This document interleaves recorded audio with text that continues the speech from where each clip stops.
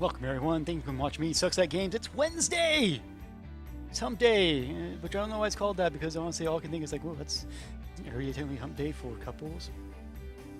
I guess those are rabbits. Right, lewdness aside, it is Wednesday. That means it's time to talk about figure and collectible news. Every Monday, Wednesday, Friday at 5 p.m. Pacific, 8 p.m. Eastern here on twitch.tv/sucksatgames live. And then later to those who are watching us on YouTube. You're missing out, guys. YouTube viewers, you're totally missing out. Some interaction, some joy, some fun, all that jazz. But let's jump into it because I have a buttload of things to talk about. Japan's like, hey, we're done with Golden Week. Let's just start pushing everything out. 17 collectibles I want to talk about today, all from various different things, from anime, games, comics, video.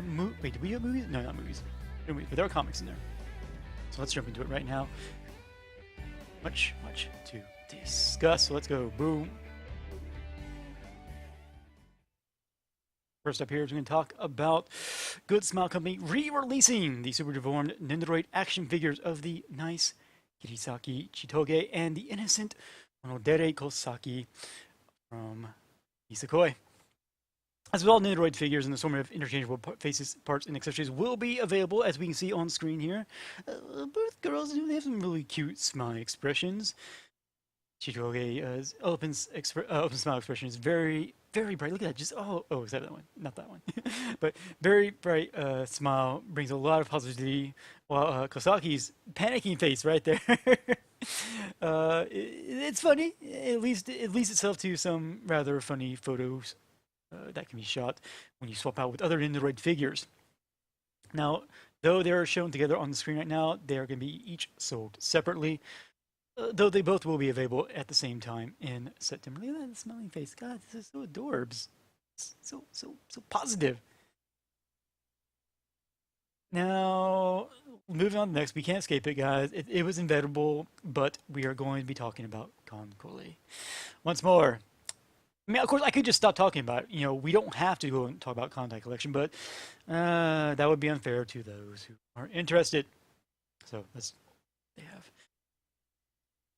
Yukikaze is ready for some action, with Max Factory adding this destroyer to their Figma line of action figures. Yukikaze carries a lot of energy. Again, the energy. There, no matter which of the three expressions that she comes with, whichever you choose, it's going to be positive, happy smile. She also includes her binoculars she's known for, along with her double-barrel turret, which would actually make a very cool looking messenger bag. Though I'm sure Japan's already on that. Also, she'll include her 4-tube torpedoes. Typically not my cup of tea, but it's one of the cuter releases. However, I do have to point out one thing is though, somebody please get this girl some pants. Good Lord. Listen to that! Oh my God! Girl! You know, I know you're not going swimming. You will be out to sea, but it's not a swimsuit. Figma Yukikaze will be available in October. So, if you need more Contact Collection in your life, there you go. Now, if you don't want more of the action, though, you can always go this way. I mean, say Figma Yukikaze, she was cute, but the Medichu series will always be above all else, and that continues with Fat Company's release of the Yamato-class battleship Mutsu.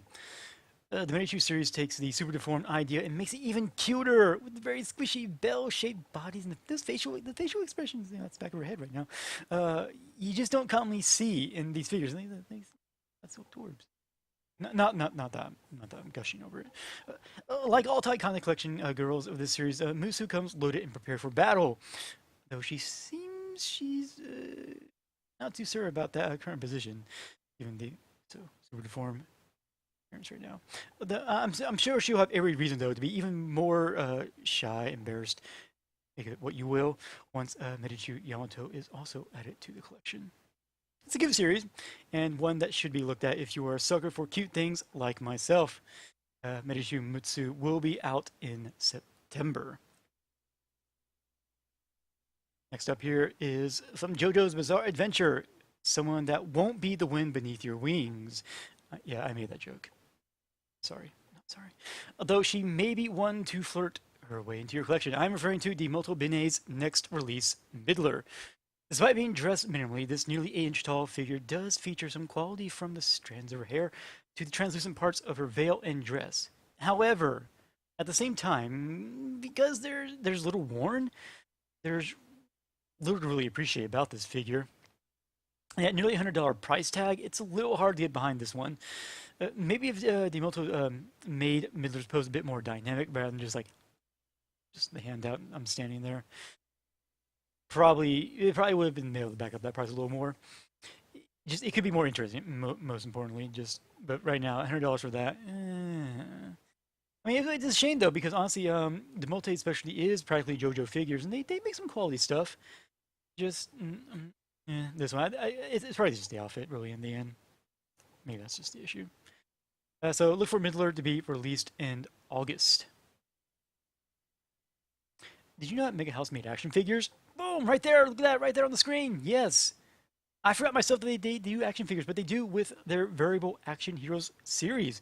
Next up in their series is Roronoa Zoro from One Piece. I'm sure you guys know what One Piece is. I don't think I need to explain One Piece.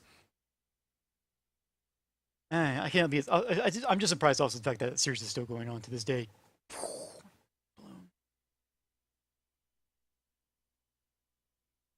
But yeah, so one thing that I have to wonder though is, are they still searching One Piece? Or are they still on the adventures? I've kind of fallen behind because I couldn't keep up. Because if they are Cripes, I mean, because if they're still looking for One Piece, what they did they make a long-term Albuquerque? Was my joke? No. Okay. All right. So this 7-inch action figure is looking to be around swanky release with all swords available. The ability to have one held in his mouth is also pretty nifty, and the choice of bandana or bandana off. Also options.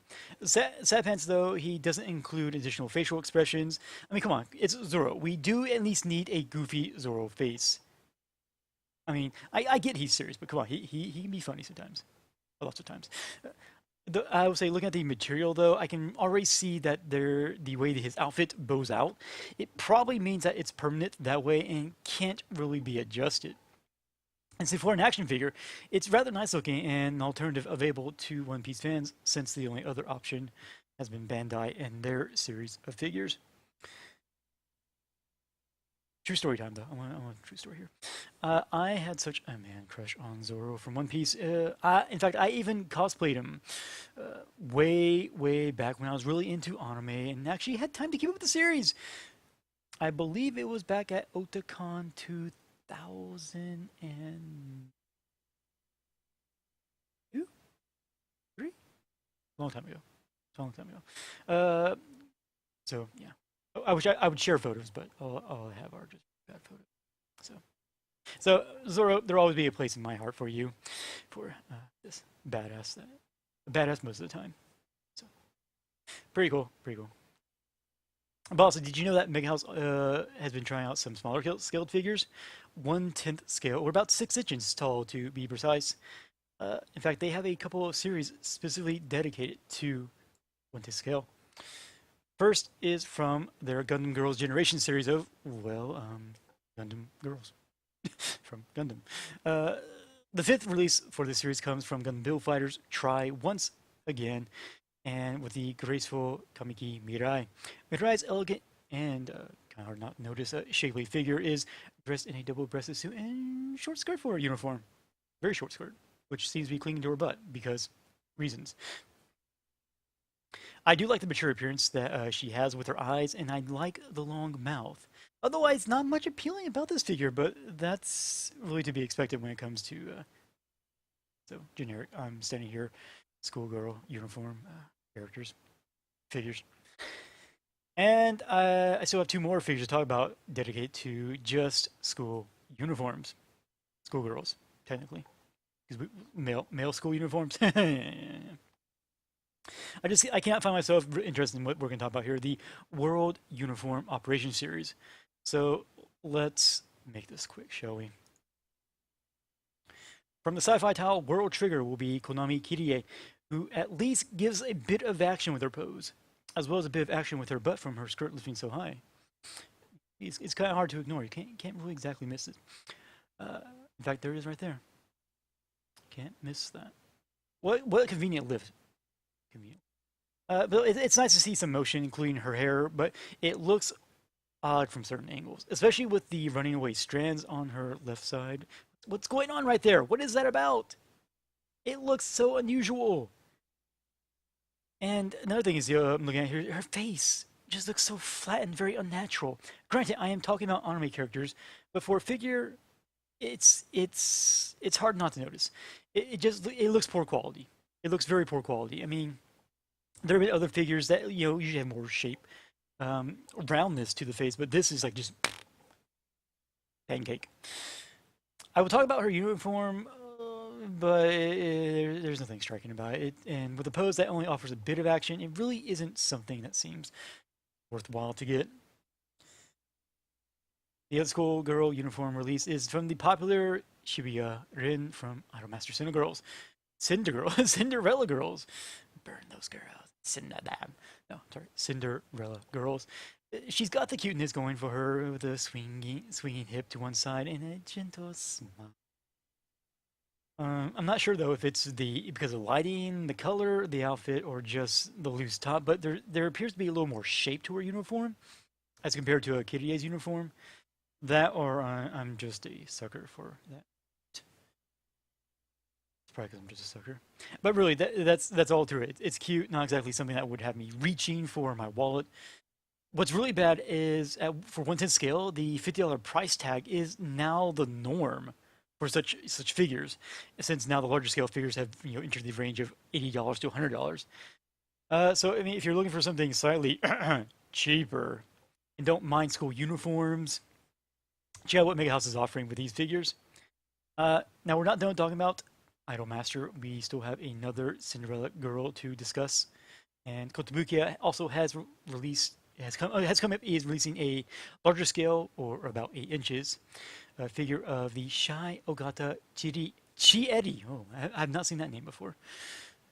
Although it's different for a pose. She's got the curtsy thing going on, but it's hard to tell if she's really shy about it at all. I mean, she seems happy. I mean, she's got a little bit of blushing, but her face isn't exactly flush. Oops, sorry about that. And it doesn't really come off exactly embarrassed. I don't really think I've seen a figure pose like this before, so it is different to see. With Chiere posing like this, you can see the attention and detail to the folds in her dress as it is lifted outward.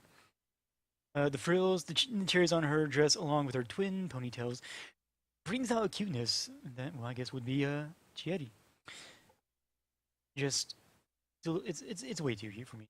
The extra bit of sugar will be available in October, so if you need something for your collection that is filled with. Now, the next release is something I've already talked about twice, so I'm going to keep this one very, very short. The first set of Digimon monsters from Digimon Adventure are now available as part of the Digicole Data 1 set. 8 figures in total will be available, for which will be a double set, so making for technically 12 figures total. Sadly, though, Cripesmon did not make it part of this set, so I will keep pushing Bandai, Mega House, and whoever else behind Digimon to make sure they do add a Cripesmon. So look for these adorable figures to be available in September. So I'm done. This is like the third time I've talked about it. No more. No more. 3-0! Oh my gosh. 3-0 continues to show that they can make extremely crafted figures, with their next masterpiece being the Strider from Titanfall. Essentially a large-scale action figure that stands at nearly 20 inches tall. This amazing mech includes a great deal of posability thanks to its 100 points of articulation. Cripes. Is that Cripes again? Cripesmon, where are you?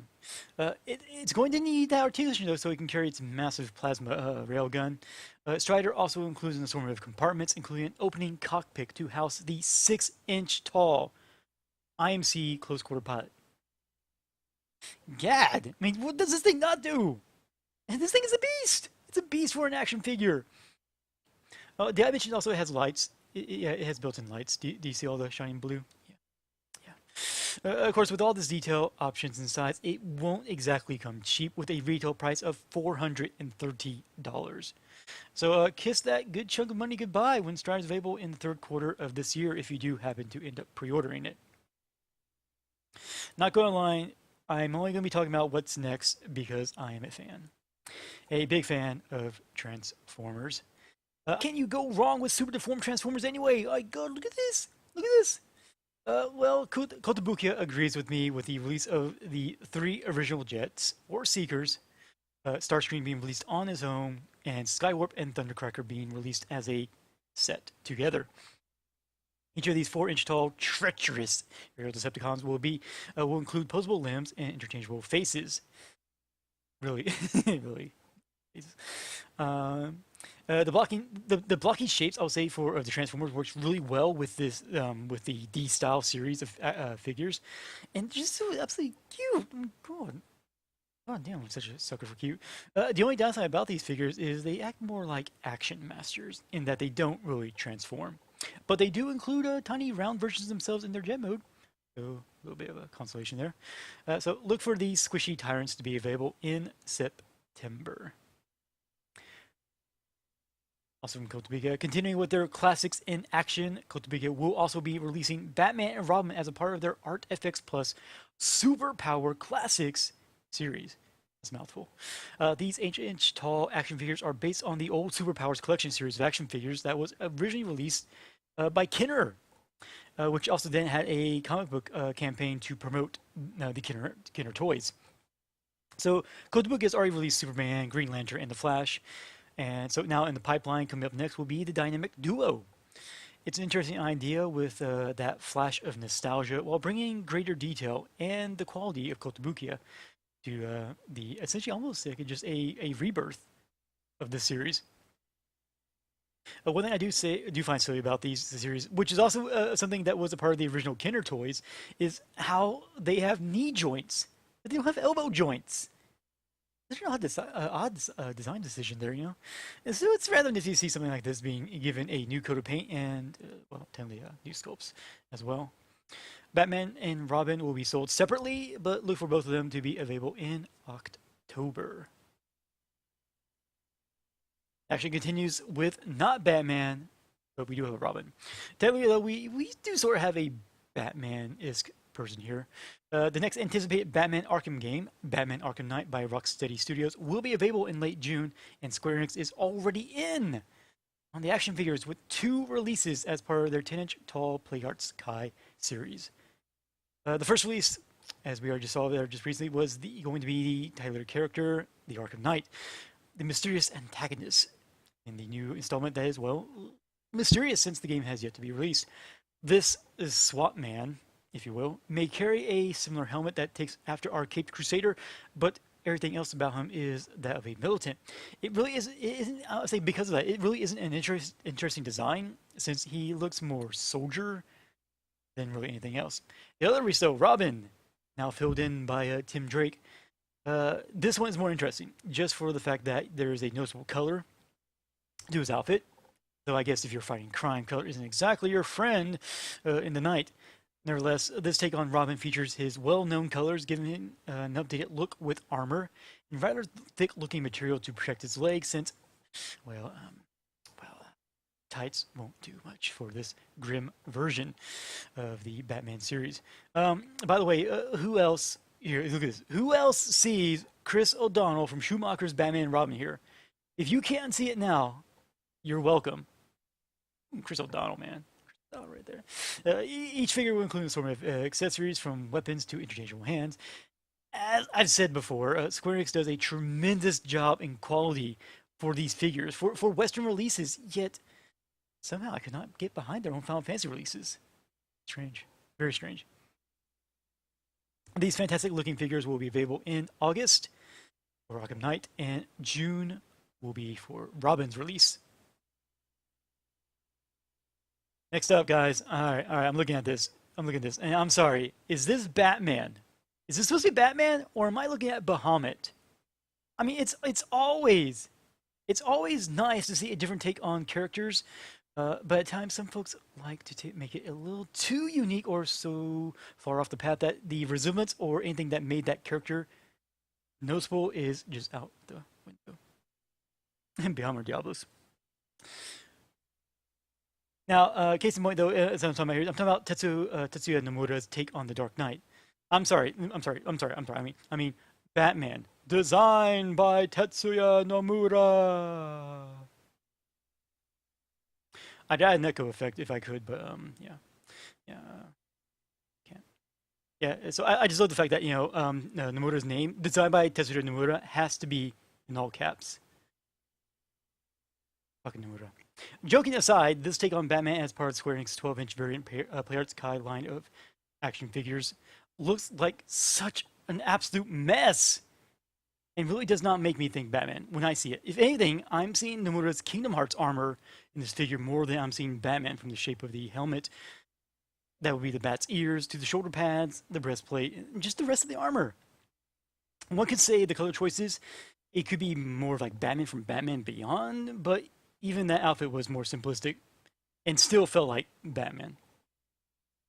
Now, I'm not trying to hate on Nomura here. I want to point out, I'm not trying to hate on Nomura because it's not, it's because it's a cool thing to do. I've always enjoyed Batman's design and the iterations I've seen through the years in comics, movies, and TV. This one, though, is just hard on the eyes for me. Very hard. Just it's an eyesore completely. So, I mean, if you're interested in Kingdom Bahamut Man, designed by Tetsuya Nomura, it'll be available in July. From the Moe Girl-filled console RPG Hyperdimension Neptunia, which I'm sure will catch the eyes of some, comes Alter's take on Blackheart. Blackheart itself isn't really something that interests me. The outfit doesn't really have much that makes it stand out, and the style of the face with the sweet smile doesn't seem fitting with the pose. It's just, eh.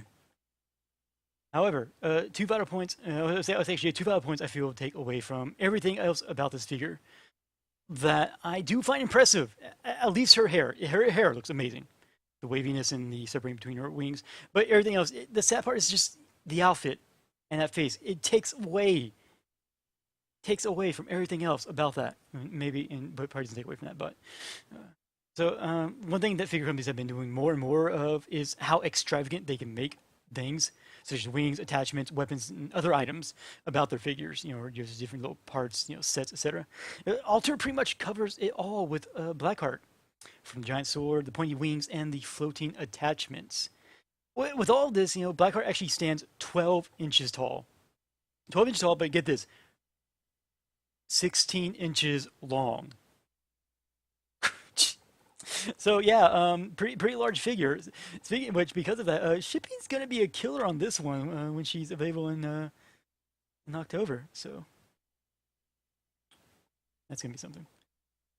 Certainly a lot of figures that we have discussed today, but that figure is not my final figure. Behold my true final form, or figure, because actually we're talking about Frieza's final form right here, or last form, depending on your translation, from Dragon Ball Z. Mega House has been releasing some excellent figures from Dragon Ball Z, either based on the manga or the anime. The next release comes from their Dimension of Dragon Ball line of static figures. 7.5 inches tall, because Frieza, he's a new shorty. Shows Frieza not so exactly pleased and definitely probably ready to take out his grudge against you. It's a simplistic figure, but Frieza's final design was just that with a more, it's a smooth, sleek design, which is kind of funny because that would actually fit more along the lines of today's electronics. So we have an iFrieza right here. It's a bit bland though, but the additional faces make up for that, with one having his his rather creepy, cocky smile, and another yelling with rage. All heads also have a joint, by the way, that which you can tilt, so you can pose his head at least a little differently, but that's all the posability you're going to get out of that. Again, a bit of a plain figure that really could use a little more action for his pose, especially given the source material. I mean, we're talking about Dragon Ball Z here. Cripes. He's imposing it. Oh well. But the faces, at least, they give some variety. So look for Frieza to be in his final form. He's available in August. That was a lot to talk about, guys. That was a lot to talk about. Of course, it also means you probably wonder how can you get your hands on these things. Right here, guys. If you're looking for any of those Japanese imports, any of those things based on anime and the other Japanese releases, check out AmiAmi, Hobby Search, Hobby Link Japan, J-List, as well as Toys Logic. And if you're looking for things more in the domestic area, whether it be things that are imported from Japan or things based on comics and movies or things that are geared toward North America, check out Big Bad Toy Store, The Toy Source, Toy Wiz, Sideshow Collectibles, and Toy Arena. And finally, though, folks, if you wish to keep update on all this garbage, wish to listen to me ramble, and everything these other things, just follow Twitter, Facebook, Google Plus. Just follow me, Sucks at Games. I will post about anything that I might feel important to share with you regarding collectibles. I will also rant and rave about video games, or not. I don't know. I say a lot of things on there. And you can also catch me on Twitch, twitch.tv/sucksatgames, for those folks watching on YouTube. Every Monday, Wednesday, and Friday, talking about figure and collectibles at 5 p.m. Pacific, 8 p.m. Eastern. You can also catch me Friday and weekends playing the video games as well, because anime, video games, collecting, they all go hand in hand. So thank you all for watching, and YouTube people, just click that subscribe button. Just click the subscribe. See over there where it says subscribe? You click on that, and it means telling you're following me on YouTube. Just come on, just move your mouse over there. Just move it over there. Click that left mouse button. Click, or use your finger if you're on a tablet or something. Phones, tap. Do it. Just do it. Till then, guys, I'll see you for Friday. Hopefully it won't be as mad. Hopefully you guys won't be going as broke, but I can't make any guarantees. A lot of amazing things out there. Thanks. So, thank you all for watching.